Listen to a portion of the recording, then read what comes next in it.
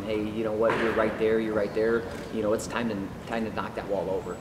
It's time to really break through. And kind of talk about tip of the sword a little bit. There's got to be that brave individual that's willing to be the first guy, not just to be on the stand, but to be a national champion. And we have guys that are capable of doing it. We do. I can see, man. I've been around 8 national championship teams. I know what is getting put into these guys. I know how they're preparing, and it's as well as any of those teams. Now it's just them believing it. And they kind of gotta be willing to knock that wall over and really believe, because they're right there. I said excited to see these guys go out and compete. And really, what I want to see have happen is the things that we talk about and working on is that they take hold. That we get into a tough situation and guys squeezing on our head, that we're able to clear hands off and we're able to kind of go to that next thing and create more offense and create more opportunities for ourselves. Our guys hear about, oh, UNI's a pretty good team, but March, not so much. And we're not worried about March, but we're worried about, like I said, every little thing leading up to it, because those little things make a big difference. And what I'm working on and what our guys are working on is that there's zero variance in their performance. They're incredibly consistent every single time out. And that starts this weekend. But it started a long time ago. For some of these guys, it started years ago. But now they're just paying even more attention to detail.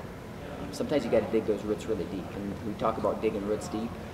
And you want to see that fruit get bared, and it's time for them to bear that fruit, guys. It's time for those guys to do it. And really, it's just them believing, stepping over, and having that first guy, and maybe that second guy, and that third guy, and that fourth guy, and that fifth guy that really just step over that line. And they got to do it in a way that they compete. They're living it. Now they got to compete that way. But we have incredibly capable guys. So, and you kind of go up and down the lineup, and you start with a guy like Schwab, who had a whole bunch of pins. Obviously not happy with how he finished in the national tournament, but you start working on things, like I said, then you bear things down, and hey, there's some body language things that happen. There's some things that happen in the practice room that you have to address, and really just being honest with guys, and them being honest with themselves, and then addressing it. And that's really what I feel like's happened. A guy like Elber just being able to be comfortable in scrambles, learn how to wrestle them through those positions, was something that he wanted to be able to do, and now he's been able to do. Want to get to where he doesn't feel like he has to rush to go take an attack. He sets up an attack and goes, puts a hammer shot on it. Max is not going to talk a lot about him being injured last year, but he wasn't healthy, and you don't make excuses about it. He didn't make excuse about it, and that's the great thing is we had some guys that were injured and they were beat up. A guy like Foster was beat up and injured, and his thumb's all messed up, but he doesn't make one excuse. Our guys didn't make one excuse about it. They know that they have to go out there and they have to compete even with that, and that's what I guess I'm probably most proud of. With our guys, how they've responded, how they took it on their shoulders last year. When maybe they were disappointed, they didn't point the finger anywhere else, they pointed at themselves. And then we sat down and we've had some hard conversation with guys. That you really want to get to that next step, this is what it's going to take. And guys have taken it wholeheartedly, and now they're living it. But excited for these guys. Excited for a guy like Max, who he was injured, and it's a good reminder for me as a coach that sometimes you have to boil things down to absolute basics. And we worked on his stance. We worked on his stance for the last 3 months. And everyone's gonna be like, well, it's a college guy. He knows how to sing a stance. Nah, no, he doesn't. Not where he can continue to attack and move forward. Not those type of things. Not where he doesn't go back and where he squeezes. And I'm getting kind of zeroing in on a few guys because we spent a lot of time with those guys. But those are the guys that, to me, are the guys that are ready to really break through. And then you get a group of 9 freshmen who they're seeing those guys and they're testing themselves with those guys, and they're ready to not have there be any dip in this program. So where we're at right now, that group, they want to take it to another level. And with kind of these juniors and seniors of what they've done, and they don't try to take it to the next level, those guys, they're ready to step in and take it to that next level too. 65, I was excited to have Bryce Tyler back. Really excited to see him compete. And there were some things that we wanted to have happen through that redshirt year, and I know a lot of guys are like, why did you redshirt him? He's your best guy. You know what? Because there's a way that guys grow. And sometimes guys don't grow in the lineup. Sometimes they don't grow because they won't address certain things because they're just worried about the next thing. They're not really worried about the whole process or the whole growth or the whole picture. Sometimes they can only see a little snapshot because they're getting ready for the next thing. And felt like he was able to take a little bit broader look. and which was really important for him to get back to connected with his team, and he's looked great. You know, obviously looking forward to seeing him get out there and compete. And I can go up and down the lineup, but those are some guys that come to mind. And excited to get those guys out there, excited to see those guys take that next step in this process. Excited for these guys to lead this program forward, and you know, we don't set, I mean, I don't say we don't set goals, but I mean, I'm talking about these guys that we can plan on scoring 100 points in the national tournament. You start scoring 100 points in the national tournament, then you have a chance to win the national tournament. And there's ways to do that. There's ways you can be getting bonus points. There's things that have to happen for you to be able to score that many points. And that's what we're trying to focus on every day. Not so much the end result, but all those little things, all those behaviors that are going to help that move forward. And like the practice room, the focus that we've had has been really, really, really good. Even if it gets tedious, you know, because we're talking about working on stance, and you know, like I said, I mean, I got my boys there 9, 10, and 9 in there in wrestling, and that's one of the last things they want to work on, but one of the first things that we spend a lot of time on. And sometimes with our guys, they think they have it down, but we want them to have it down when there's 27 seconds left, and I have to stay down in my stance and know that they can do it. So we've prepared these guys incredibly well. Now it's just time for kind of unleash the dogs, you know, let them go this weekend and see where they're at, and then just continue to build from there. I don't know. I guess any questions, I'm certainly can fly away with them.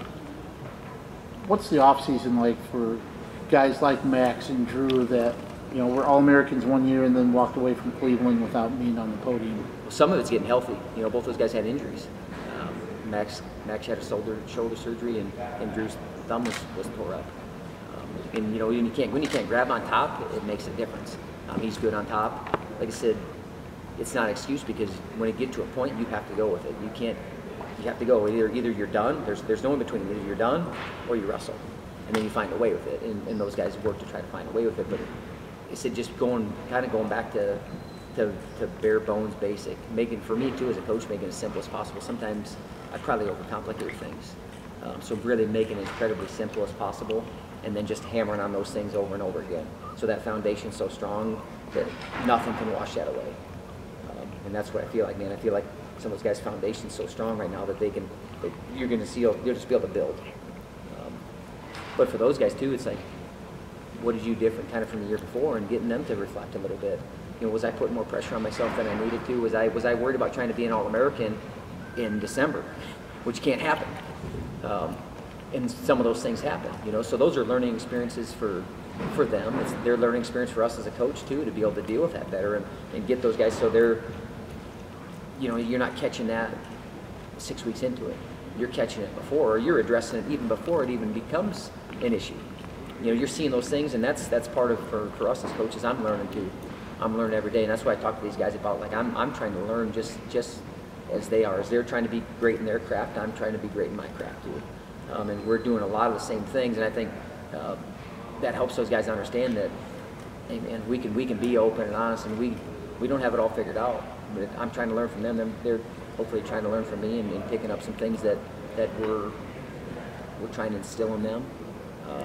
But I think some valuable lessons, I can tell you, I can guarantee you, Max, and I told him after he got injured, this is the best thing that'll happen to him. And I really believe that. I believe that anyone can use, if they use adversity the right way, they grow from it. I mean, we don't always grow in those easy times, and you know, you can look at our tournament last year, and that wasn't an easy time for us, because we had a lot of guys that walked away incredibly disappointed. But there's two ways you can go with that. You can get back to work, you can double up, you can really be honest with yourself, and hey man, some of these things, and address them, or you can kind of hope and roll the dice that, you know, next year it'll be different. There was no hope and roll the dice. There was a plan that was executed with each individual, and you can tell them, I think they all feel like they're in a really good place. Now it's up for them to go out and compete. You've had some guys over the last couple of years, Schwab and Holschlag, that have made huge strides, or individuals that have made strides during the season. Schwab and Holschlag were two of them. You know, do you see anybody with that kind of potential coming into this year that maybe not on the radar to start? I mean, all of them. All of them. I mean, that's the way you guys should be thinking. So I don't want to limit guys. You know, so you can even take a guy like Max from going, he was 5th in the country to not placing. Now, I mean, he needs to make a big jump. So it's not just any of those. It's not just any guys. I think You know, there's a few weight classes that you're probably looking at on paper and you're like, who's going to step up a little bit? Who's going to be the guy that's going to take 33 by the horns? Who's going to be the guy that takes 57? You know, and hopefully some of the guys that are sitting, and we've had conversations with guys that are maybe behind some of the guys that are supposed to be the guys, that your job is to push them. Your job is to still try to be the guy. Your job isn't to just, well, you know what, next year when this guy graduates, then I'll get my chance.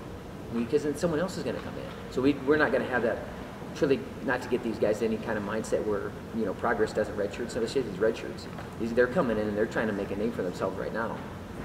And I think that's really, really important for you to grow as a team, is that guys don't kind of, they have a role, but they don't just accept like, well, you know what, this guy's been All-American, he's been a national tournament 3 times. You know what, when he graduates, then I'll be the guy. So really trying to stay out of that mindset at all, because what happens then there's kind of pecking order in the room, and then as soon as that guy puffs his chest a little bit, that guy puts his head down. So we just got to have those guys that they continue to respond in the room, and that's part of growing. That's part of really getting a relationship with guys and getting them to understand and believe and understand what their job is on this team. They do have a job. Every single guy's got a job of what they're trying to do, and they're all trying to push. So those 10 guys that go out there as prepared as possible, and then if that guy, something happens to him, then I'm going to be that next guy in. But all 37 guys we have on the roster are critical to what we're trying to do and how we're trying to move the program forward. And those guys, they hear it a lot, and they're going to keep hearing it. So I don't know if I have a breakout star. I'm saying, I hope that there's so many guys you're just like, yeah, I don't even know who to pick. Like when you call me up and like, who should I write an article about? You're like, well, I could write about this guy or this guy or this guy or this guy or this guy, because they're all breaking through. Talk about Carter Isley. You know, this is a guy last year at the start of the year. It looked like, okay, he's going to be a player at the end, but then did he hit that freshman wall? You know, confidence. Confidence is a tricky thing. It's not a constant. You know, you see guys kind of, we talked about a little bit, there's some guys sometimes in the national tournament, all of a sudden they get hot at the right time, and then you remember them because, you know, they got hot at the right time. A little bit of him is just, it is confidence and consistency, and man, he hit some incredible tacks. I mean, if you wouldn't looked at some film and you watched some of the tacks that he hits, you'd be like, oh cow, this guy's one of the best heavyweights in the country. Now it's just, for him, we want him to do it two more times, maybe 3 more times, not 20 more times. Just go do it a couple more times. And, you know, then he can be one of the best guys. He certainly showed flashes. Just, it's confidence and really bringing a guy along throughout the year. And, you know, riding those waves a little bit, because you saw it happen. He kind of started the year, looked good, had some wins, and then made you feeling good. And then all of a sudden something happened, and you start to question yourself a little bit, and really trying to get out of those questions, but continue to progress, so that we talk about those little things. They continue to do those little things really well. And maybe my focus isn't just the result, because ultimately I can't always control that, but I can control my effort daily. And we know that those daily efforts and the focus in the room and those little things that they're doing outside of here, if they continue to do those to an incredibly high level, those all stack down on top of each other, then you can have a lot of confidence in that. But I mean, you go back and some of our guys, and they haven't had confidence, you can go back and you can point to certain things. You can do certain things that are maybe happening in the room, maybe outside of the room, and you can understand why, and then like, well, let's clean those up, and then we can address some of that. But man, I know, man, I've seen a lot of the big guys, and as athletic and strong as he is, incredible attacks that he has, I believe he's one of the best guys in the country. I believe it from day one since we got him. It hasn't changed. And sometimes what happens with our guys, that changes a little bit because the results don't always follow. So we just keep talking to them. We keep telling them. We keep pressing them. We keep believing in them. And you don't know when that breakthrough is going to come. Hopefully it's this week, and then you stack up and keep stacking upon it. If it's not this week, it'll be next week, and if it's not next week, then it'll be the week after. And you keep building a guy like that. Because I can tell you that wherever these guys look on our staff, they're going to have a staff member that believes in them, believes in what they can do and what they can bring to the program, what they are bringing to the program. So I'm excited for him. You mentioned Bryce. I mean, what kind of energy is he going to bring? I mean, not just to the room, but to the lineup when he can be back in there. I said, I think I talked a few weeks ago, and I'm smiling a little bit. Just the growth that I've seen out of him, being able to recognize that he has to pay attention to some details, and there's some little things, those little things are going to make a difference, because he does the big things really well. He lives really well. He wrestles incredibly hard. He takes care of himself really well, but man, when you're trying to get to the 1%, to the 1% of the 1%, all those little things add up. And I think you start to take a lot of those out, and then all of a sudden, some of those doubts, some of those things that you had in your head, they get less and less. But man, he's had a great fall. He's looked. I really think you better bring a baseball bat, and I'm not lying, man. I know I need to bring a baseball bat if I'm gonna try to roll with him. And that's how I hope everyone else feels. I hope everyone else feels what we see in the room. I hope that translates out in the competition. And I think that's for ours the biggest thing is there going to be something that's holding them back, or are they just going to be able to let that go? Because if he lets it go, I'll put him out there, man. I don't need to say certain things that I've told him and that I believe, but come Pittsburgh, man, he's a guy you're going to have to look out for. I can guarantee it. Was there much resistance from him last year in redshirting? No.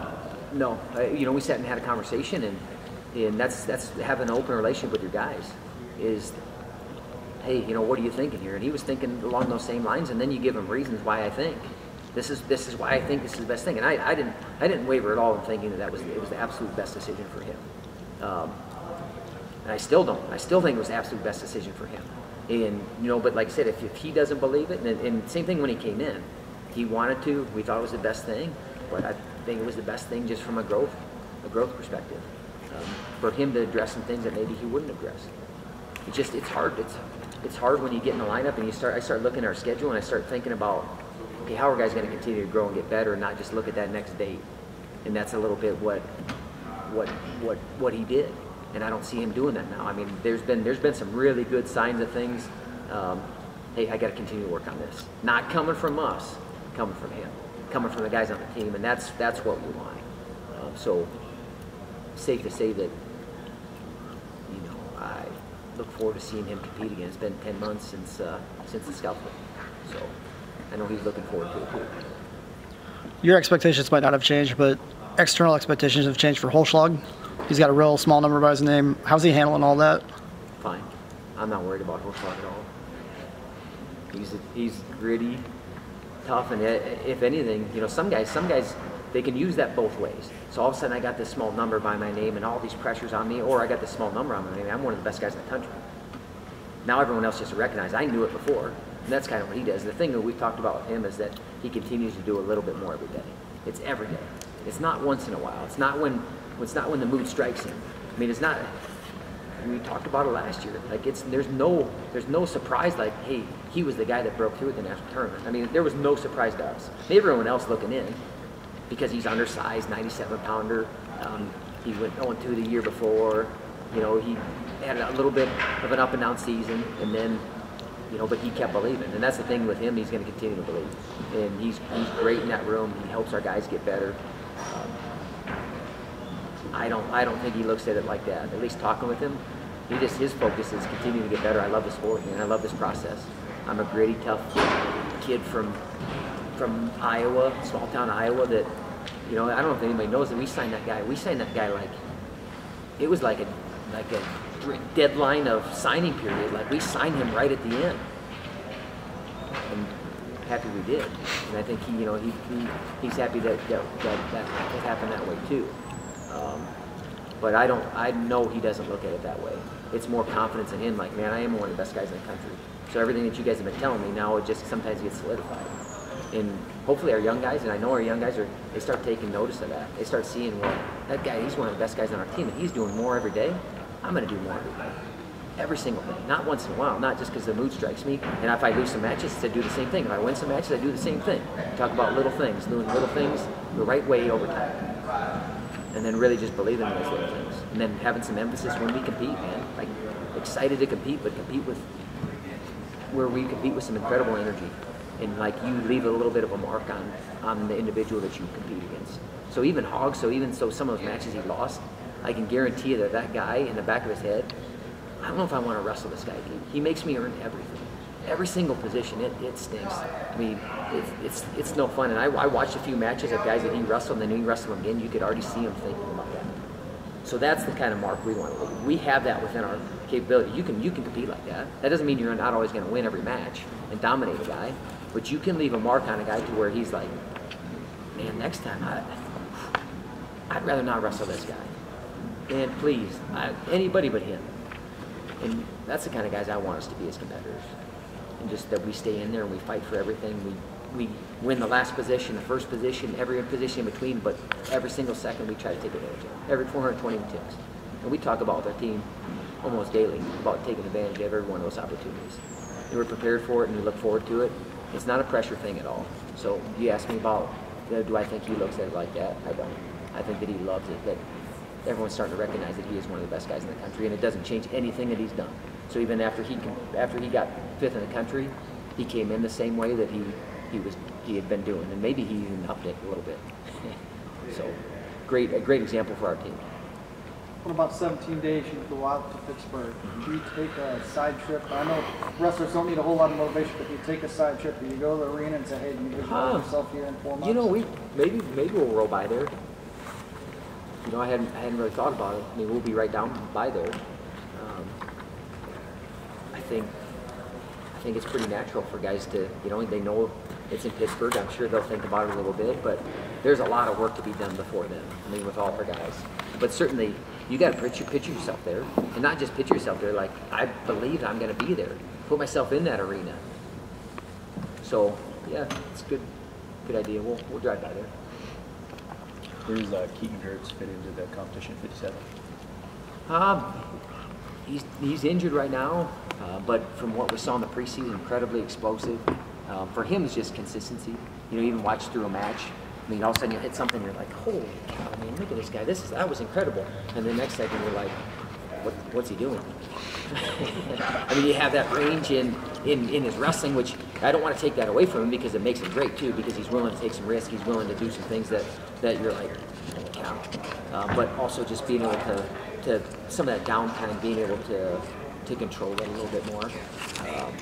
But saw some really good things out of him. Incredibly explosive individual. But 57, like I said, there's some guys that have done a great job this fall. Paid Moore done a great job just taking care of himself, taking care of his body. He's lean and ready.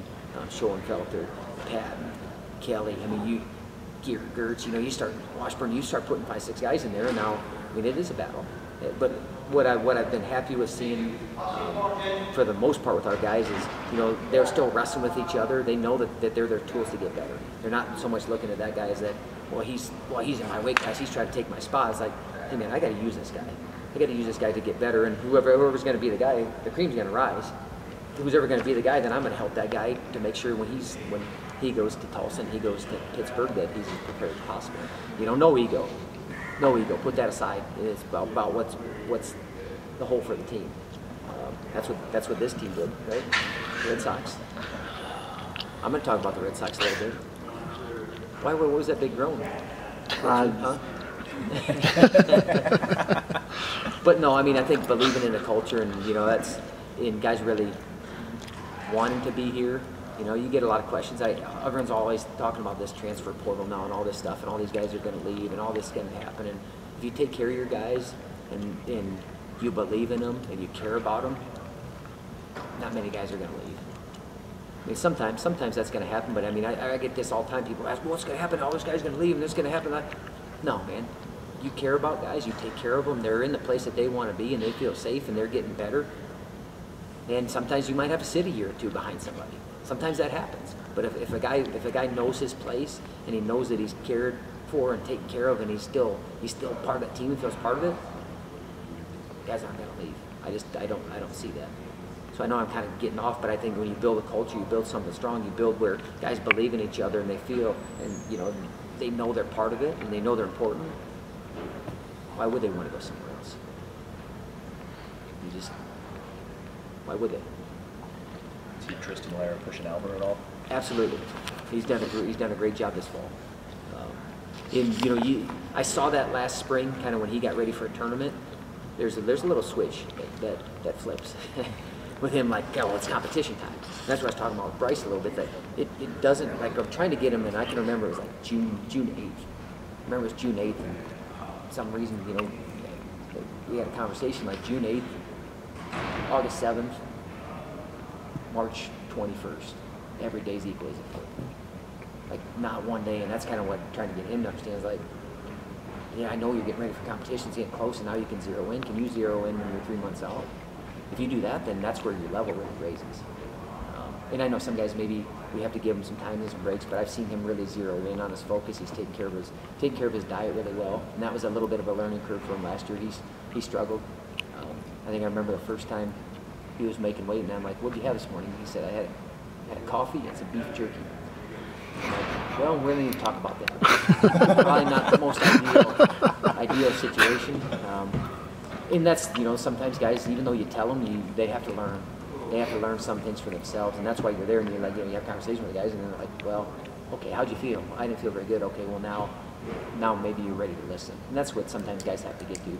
They have to stub their toe a little bit, or sometimes they have to almost do it wrong to figure out to do it right. Does that make sense to you? But I've been really happy with what I've seen out of him, and he's a guy that's not just accepting that, hey, Albert's there, next year when he graduates, then I'll step in. Like he's trying to push in and be the guy, which is great. We need every guy doing that. What's Keegan more about you? Incredibly explosive, man. Keegan's explosive individual. And you could see the tools, which we knew were there. For him, it's going to be a lot of consistency in what I talk about with Tristan a little bit. And that's what just, I think, young guys in general, having some vision for down the line. Not that when it's right in front of you, it's really easy. But can you have that same vision when you're a long ways out?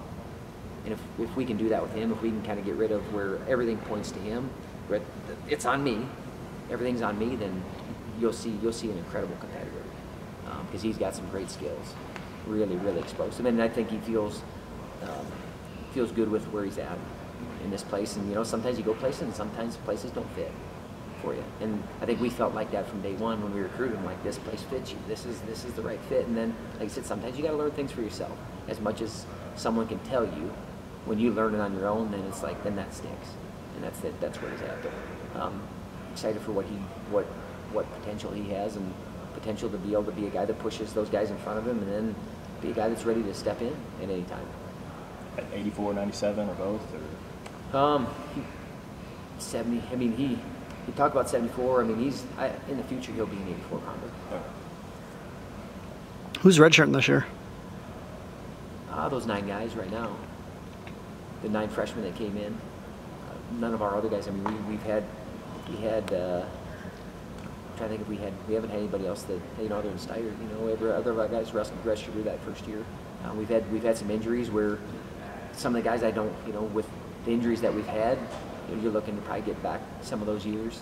They've made some good changes, I think, adjustments with some of these rules where, you don't ever want to take it out of the athlete's hands. If you have an injury that's catastrophic and they can't compete that year, you want them to have that opportunity. So I think they've done a good job making some adjustments, I think, in that, where those athletes will get that opportunity, which, when you only get 4 of them, if you lose one, then being able to get it back is huge. But, redshirt those 9 guys. And actually, we're going back to Midlands. I think we got 17 spots at Midlands, and we'll see if a few of those guys are in that mix, then we'll put them in there and we'll see where they're at.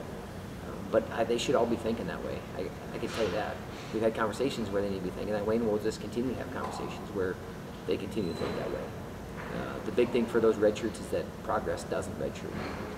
And I know there gets to be times of the year where it gets tough, and we're not there right now because they're getting ready to compete, but when you start to get to the second half of the season, sometimes continuing to bring those guys along is critical, not just for their advancement, but for the advancement of the team, and we'll articulate that with them. What's been the focus for Lujan over this offseason? Lujan, a lot is where when he just his right hand needs to be down. His right hand's down, then all his offense. His right hand's up, then he stymies his offense a lot. So just getting back to where this is a little bit of pacifier for guys. Like, I feel comfortable here. I can't really do a whole lot here, but he can't do a whole lot to me. So Lee spends a lot of time with him, where he's ready to go to the next thing, to the next thing, to the next thing, to the next thing. Because we saw where he's at last year. I think he's he's one call away from placing. I mean, I think honestly a bad call, but sometimes you get bad calls. But then you still have to find a way to overcome that. But you know, he's one call, but that's where you want to, you know, continue. I thought he made a big jump in his emotions from the year before, being able to regulate those a lot better. And now it's just, man, really go let it fly. Keep this hand down, let it go, stay on your attacks.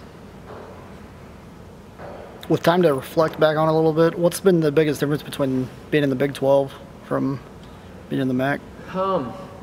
You know, we'll have the first full year this year will help us a lot. Just being able to know having a full schedule. I'll say that I think just how they ran that tournament. You know, they try to make it a big deal. There was a good crowd. There was a good crowd down there. They build it up. They had it on a stage for the finals. All those little things I think make a difference. Instead of, you know, you're running finals and you're running other matches together. Like, hey, you wrestling your finals at night, Sunday night. I think it's just a bigger tournament. It's a bigger deal. They made it a bigger deal. They tried to make a production of it. In the Big 12 teams, I can tell you, talking with the coaches, they're not happy with where the Big 12's at. They're not happy with having one team. You know, the All-Americans that we had. Not happy with that. They really want to solidify where the Big 12 is. You know, Big 10 just they got power, they have numbers, but you want to solidify where it's, you know, Big 10, Big 12. Because right now I don't even know if it's Big 10, Big 12. You know, I think you start looking at some other conferences. We want to get to where Big 10, Big 12. Those are the two premier conferences in wrestling. And I can tell you that I know, talking with coaches, that they're all working to do their part to do it. And now it's just all of us putting a better product out there. You know, Iowa State's not going to stay where they're at. Oklahoma's not going to stay where they're at. And you know, you see what Northern Colorado's doing. They're getting some great recruits right now. You know, all these teams are trying to push forward. They're trying to make the Big 12 so it is the premier and elite conference. The same thing that we're trying to do. So I don't think the other than, you know, you talk Big 12, people understand Big 12. I mean, people MAC, they're like, who's in the MAC? Who's that? And they're like, well, Missouri. Well, Missouri's in the MAC. What? They're not even in the MAC. They're in the SEC. You know, so the Big 12, people understand it's brand name. And for us, if we want to win Big 12s, we can win Big 12s, and we can win national titles too, because, you know, we're going to plan on being, if it's the premier conference, if you're putting yourself in the top tier or the top one in that, then you can win a national title too, and that's what we're working to do. Anyone else? All right. So Cody, I have your